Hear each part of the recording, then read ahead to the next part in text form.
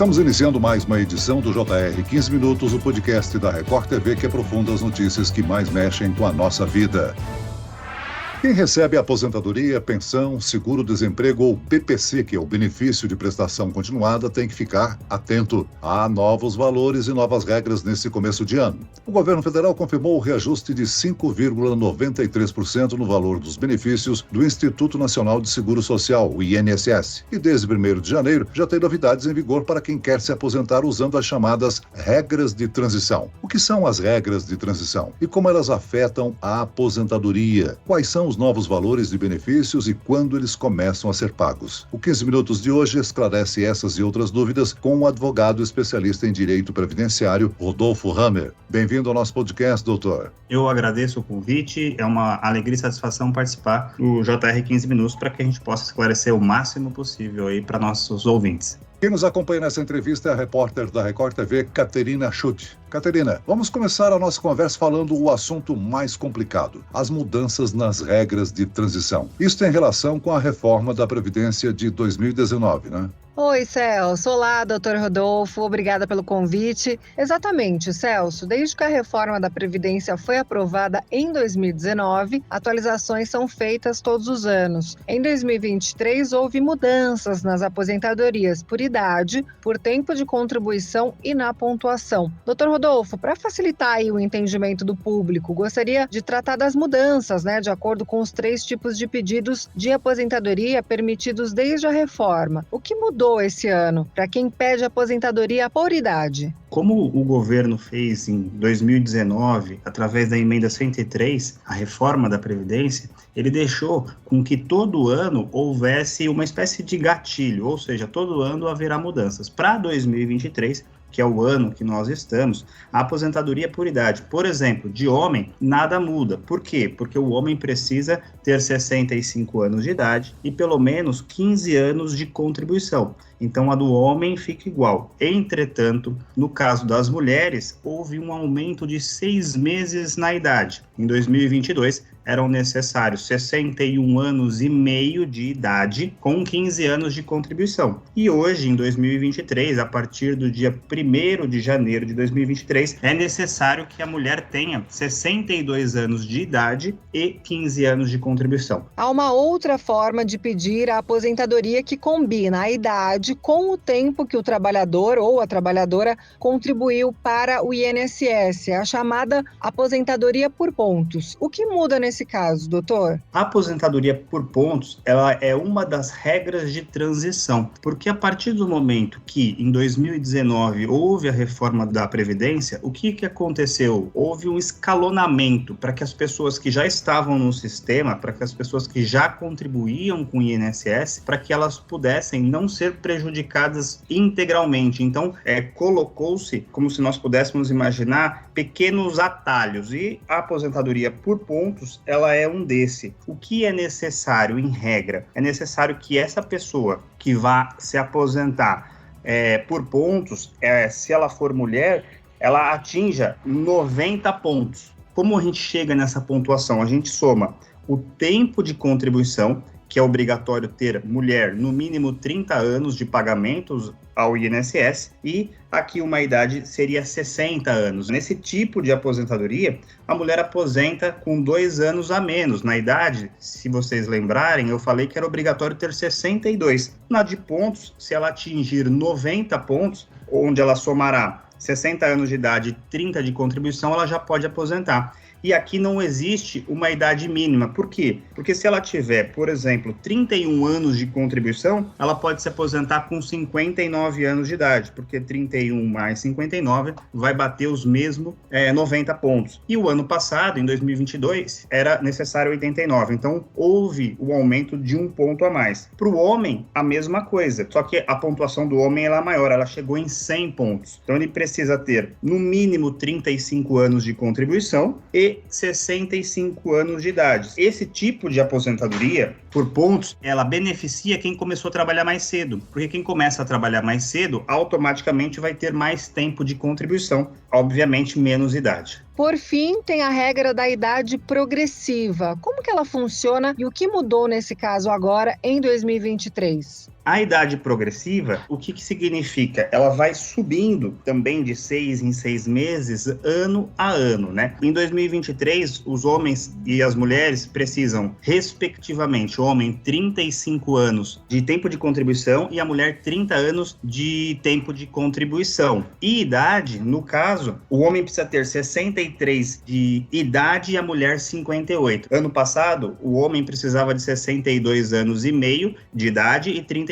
anos de trabalho, e a mulher 57 anos e meio e 30 anos de trabalho. Essa idade foi o que aumentou. O senhor detalhou aí os 3 sistemas diferentes para o trabalhador se aposentar. O que se deve levar em consideração para descobrir qual desses 3 sistemas é mais vantajoso para cada caso? É muito importante analisar a seguinte situação real, fática. Por exemplo, imaginemos que um homem com 65 anos de idade e ele já tem os 15 anos de contribuição, para ele não vai restar outra oportunidade do que senão a aposentadoria por idade, porque não dá para que ele continue a contribuir para que ele chegue a 35 anos de contribuição, porque ele já tem 65 de idade. Então a gente precisa olhar caso a caso e ver dentro das possibilidades de regra de transição a que melhor ele atinge, a que ele se enquadra melhor. É como se fosse um quadro. Nós temos uma tela e precisamos enquadrar, fazer a moldura. A moldura mais bonita é aquela que nós vamos levar. No caso das aposentadorias, eu uso esse exemplo, obviamente, como uma metáfora para que a gente possa visualizar, é a mesma coisa. Eu vou pegar aquela pessoa e ela vai simular qual é a melhor aposentadoria. E muitas vezes, Celso, a gente consegue enquadrar em mais do que uma possibilidade. E aí a gente vai ver a que paga melhor, a que você tem possibilidade de receber mais, às vezes por conta do tempo de contribuição, porque sempre a gente precisa levar em conta o seguinte: quanto mais eu contribuo para o INSS, e eu estou dizendo aqui de tempo de contribuição, eu vou ter um aumento na minha renda. O que passa de 20 anos de contribuição, então imaginemos que eu contribuí 21 anos para o INSS, eu vou receber 2% a cada ano, passa dos 20. Então, 22 anos, eu recebo mais 2%. E isso vai fazendo com que a minha aposentadoria aumente até chegar ao limite de 100%. Mas esse 100%, também é importante ficar claro, é da média contributiva que você fez a vida inteira. Muita gente, às vezes, acha que vai receber um valor muito alto e não consegue porque tem pouco tempo de contribuição. Agora, o objetivo final de todas essas mudanças é fazer com que o trabalhador brasileiro se aposente mais tarde. Isso se justificaria pelo aumento no tempo de vida, dos brasileiros e como forma de reduzir os gastos do governo com a Previdência. Já é possível saber se esses objetivos estão sendo alcançados? Ou seja, o brasileiro está se aposentando mais tarde e o governo tem reduzido os gastos com a Previdência? Para responder a sua pergunta, eu sempre analiso por uma parte muito boa.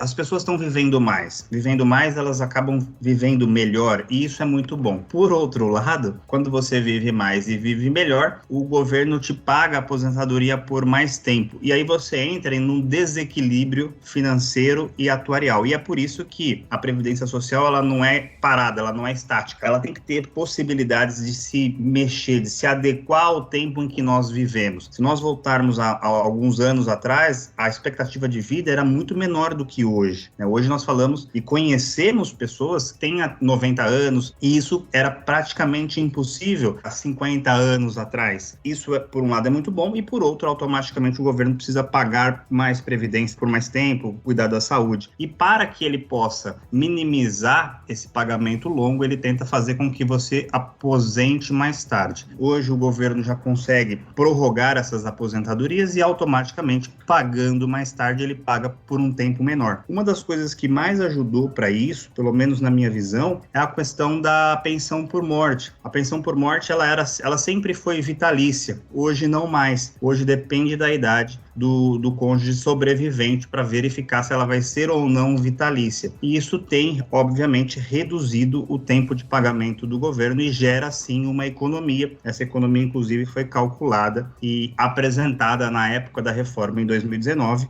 Já em 2023, se mostra que houve, sim, uma economia nesse sentido. Doutor Rodolfo, e alguma coisa mudou para o segurado que já cumpriu os requisitos para se aposentar antes da reforma da Previdência e ainda não pediu benefício? Muita gente acredita que não há direito adquirido à Previdência Social. Quem já completou qualquer direito, veja, quem já completou, mas ainda não solicitou, para ele nada muda. E cabe à pessoa, então, fazer uma análise de qual tipo de aposentadoria é melhor, se o direito adquirido, ou seja, as regras anteriores a 2019, ou qualquer uma das regras de transição depois de 2019, seja idade progressiva, seja pontos. Doutor, essas alterações são graduais e estão previstas para ocorrer todos os anos até 2033. Mas o que vai acontecer quando terminar a transição?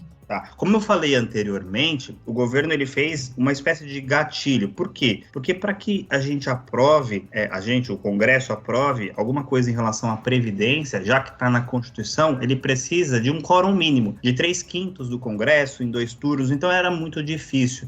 E o governo, então, ele fez o quê? Na reforma de 2019, ele já deixou preparado, eu vou colocar entre aspas, como se fosse mini reforma. Ele vai aumentando a dificuldade para que a pessoa se aposente mais tarde. E quando chegar em 2033, que é a regra final dos pontos para a mulher, porque a mulher vai precisar de 100 pontos para poder se aposentar, não é 100 anos de idade, é 100 pontos, é a soma da idade com o tempo, aquelas regras elas travam, dali para frente não há mais mudança, nem de pontuação, nem de idade, e travando ali, a pessoa consegue enxergar o que ela vai fazer nos próximos anos, em 2034, 2035, porque não muda. Salvo outros tipos de reforma, por exemplo, fazendo modificações na aposentadoria, e isso não está descartado, porque isso vai depender do momento atual em que nós estivermos vivendo. Então, da nossa vida, da nossa contribuição, do governo, etc. Então, a Previdência ela pode mudar a qualquer momento, mas o que é importante que fique claro, se eu já preenchi os requisitos, aqueles requisitos se